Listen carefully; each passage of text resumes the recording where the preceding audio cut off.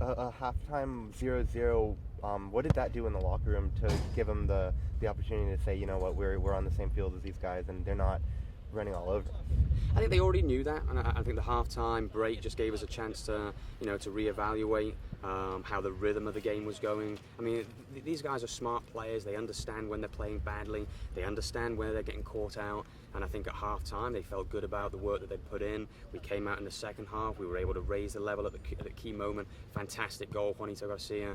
He played all 90 minutes in there. Tremendous effort after another long game on the Friday night. So his leadership, he's one of our team captains. He's done a fantastic job. And you can see how some of the players will drive the team forward at key moments.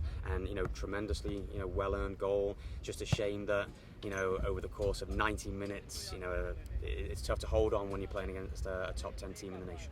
And what did Seattle do well on their opportunities? Because in the second half, even though they scored their 2 goals, it still looked like they had more chances in the first than even when they scored their goals. Now, their movement was tremendous. They're connected. They understand each other as a team. They've obviously been playing together for a number of years, and it's hard to keep control of that movement. We did a very good job, but there were literally two occasions that we didn't. And when you've got the quality that Seattle have, they punished us, and unfortunately, we're on the wrong end of a 2-1 result.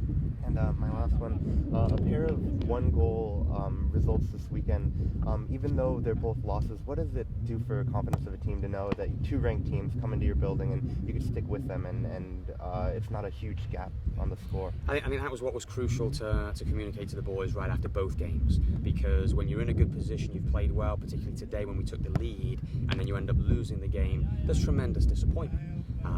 But for us being such a young team, we have to make sure they understand that, hey, there are a lot of positives that we did in order to get in that position. Particularly, we're a first-year program, we're only 8 weeks old. So again, I'm very proud of what they're doing. The future, we're going to be absolutely fine, but that doesn't mean to say that we don't feel disappointed right now.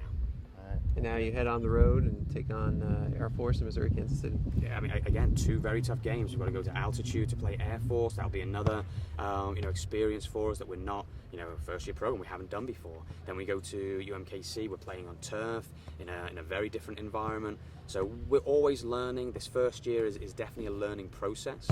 But what I'm proud of is that while we're still learning, we're able to push teams. Literally, they their coaches were very complimentary at the end, which was great. We could have pulled out another win. It didn't happen today, but that's what our goal is every game we play, and we're always going to give it our best.